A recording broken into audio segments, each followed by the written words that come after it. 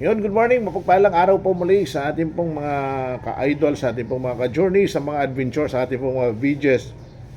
At siyempre, sa lahat po ng mga followers ni Stong, mapagpalang araw po sa ating lahat.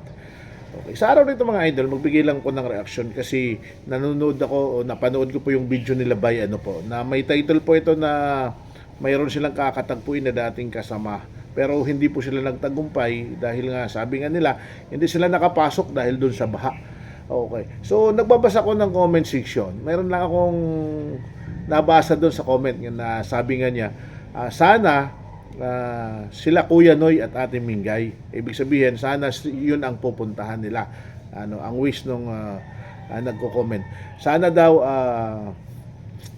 maghilom yung mga nararamdaman nila at magsama-sama. Tapos may isa pang comment doon na sabi nga ng isa na sana daw ay mapuntahan sila Ate Mingay, sila Kuya Noy, and then magsama-sama sila Intoy and Nika, and bisitahin nila daw si Ka-Business para daw sorpresahin sa birthday. So ito po yung ating himayin at talakayin mga idol.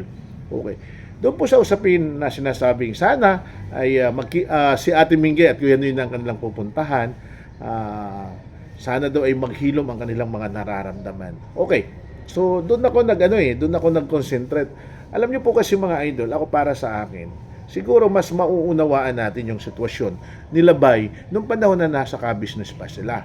Dahil syempre, nung panahon na nasa ka-business sila at umalis sila Ate Mingay, umalis sila Kuya Intoy, si Intoy, si Nika, sila Kuya Noy. Mauunawaan sana natin yung damdamin nila Bay at Mingay, nila Bay at Junjun na andun sila sa side ng ka-business kasi nung time nandun pa sila. So maaaring ang mga pahayag nila nung time na yun, kung mayroon man mga idol, ay maaaring pabor sa ka-business kasi andun pa sila nung time na yan. Kumbaga mga idol, hindi sila nakakatawid hindi pa sila nakakatawid doon sa punto ng mga pinagdadaanan nila Kuya Noy, Ate Mingay at ni Intoy. Ano po? So kaya siguro nasabi ng mga followers na sana ay maghilom yung mga nararamdaman, Pero nung tingnan natin itong senaryo na umalis na sila sa ka-business, mga idol, eto na yung punto na nakatawid na sila mga idol Ibig sabihin, nakatawid na sila doon sa side ng mga nararamdaman ngayon nila Intoy, ni Nika, ni Kuya Noy kasi umalis na sila sa ka-business. So nag-iiba yung kanilang mga pananaw. Okay? Kaya nga mga idol, kung mapapansin po natin ngayon, may mga pahayag sila o nasasabi sila yung mga damdamin na nila nung time na nandoon sila sa ka-business. So kumbaga, kung i-assess natin yung kanilang mga pananaw, pare-parehas na sila ng mga sinasabi. Okay, pare-parehas na sila ng sinasabi. Kasi, naramdaman na nila yung mga nararamdaman nila Ate Mingay, ni Intoy. Nung time na umalis na sila sa ka-business. Di po ba? So, dito, maaaring kung nagkaroon man, ng mga kunting hindi pagkakaunawaan, sabihin natin hindi pagkakaunawaan, nung time na magkahiwalay pa sila, so maaaring sa ngayon, ay pwede po silang magkaroon ng pagkakataon na mapag-isa.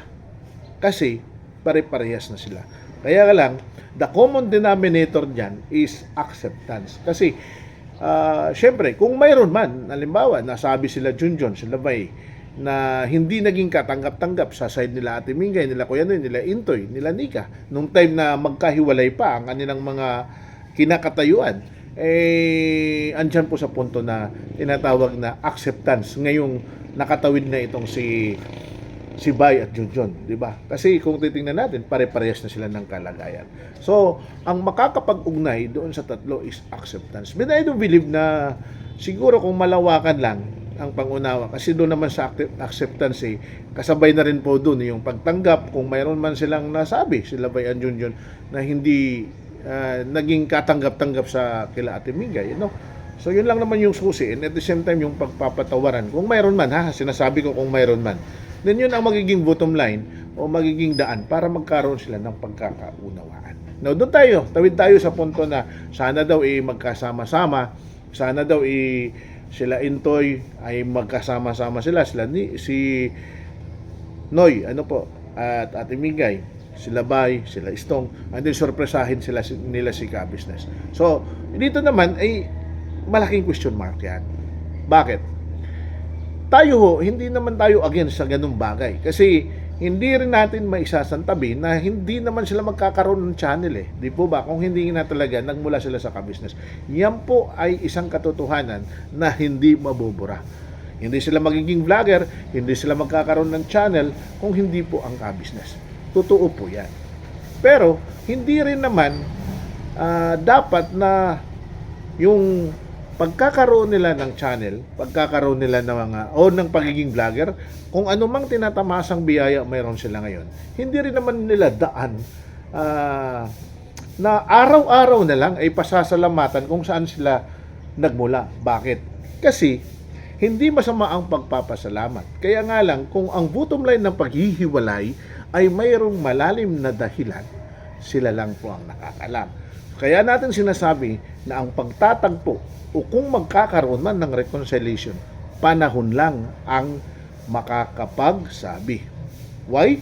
Kasi mahabang proseso ito eh. May mga pagkakataon o mga pangyayari na hindi natin alam.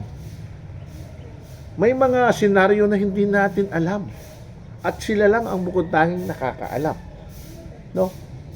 Hindi imposible yan kung sabihin natin na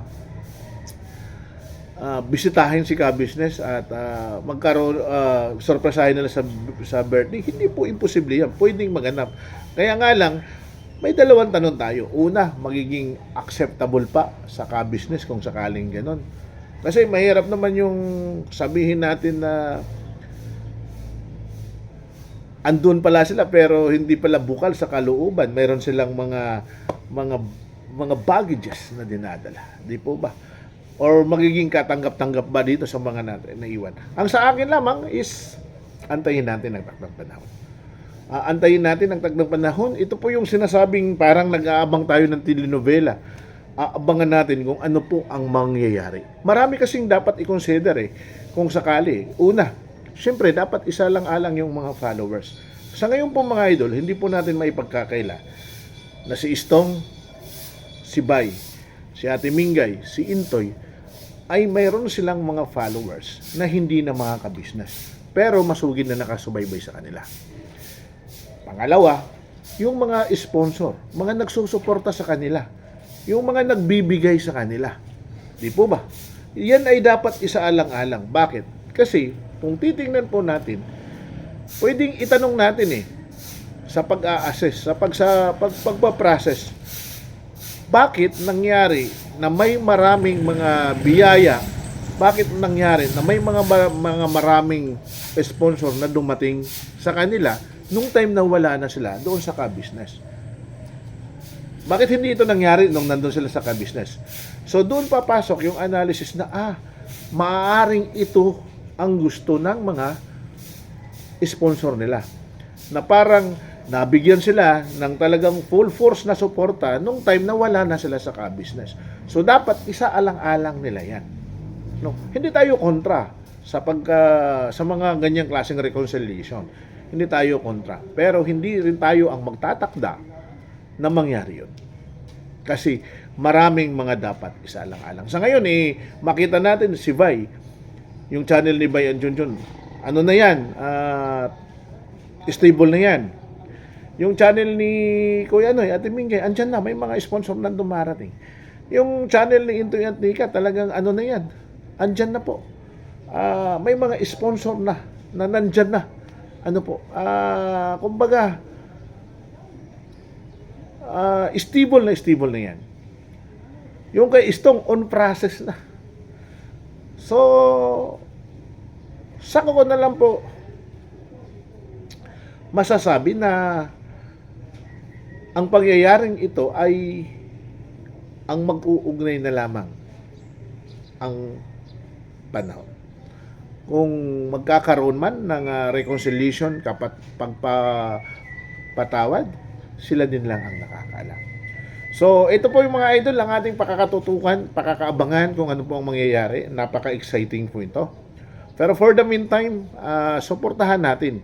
Suportahan natin ang channel ni Stong, channel ni Vi, channel ni Ate Mingay at Kuya Noy, channel ni Intoy at Nika.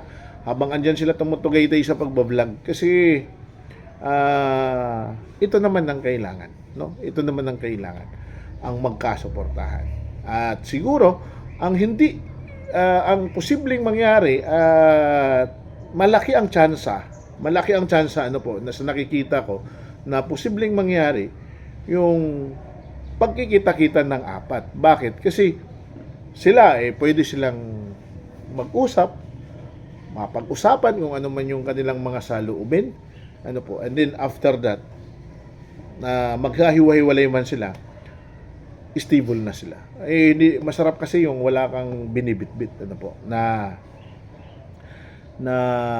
mga baggages sa puso mo. Masarap maglakbay, no? Pero doon sa usapin na patungkol sa ka-business,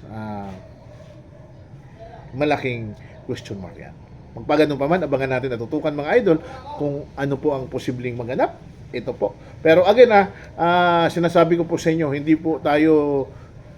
ko natin pinangungunahan yung mga posibleng maganap at posibleng mangyari, no? Kasi sila lang po ang nakakaalam. At bagkos atin lang pong susubaybayan, kaya lang po tayo nakapagbigay ng reaksyon. Dahil nga po, inassess lang natin yung mga posible. Pero hindi natin sinasabing mali po yung comment, ano po, ng mga nagko-comment doon sa vlog ni Bayan Junjun. Hindi ko po sinasabing mali po kayo. Lahat naman po ng ating mga opinion ay tama. Lahat po ng ating mga sinasabi ay tama. Wala pong mali doon dahil opinion po natin yan. Lahat naman po tayo ay naghahangad na isang araw ay makita natin andyan po yung pagpapatawad ng bawat isa. Pero kung kailan magaganap, yan na po ay panahon lang. Ako po si Tao Galang mga idol. Please do pa follow and share sa ating pong mga video, sa ating pong mga reaksyon. And maraming salamat po sa mga nagsusubaybay sa ating pong mga reaction video.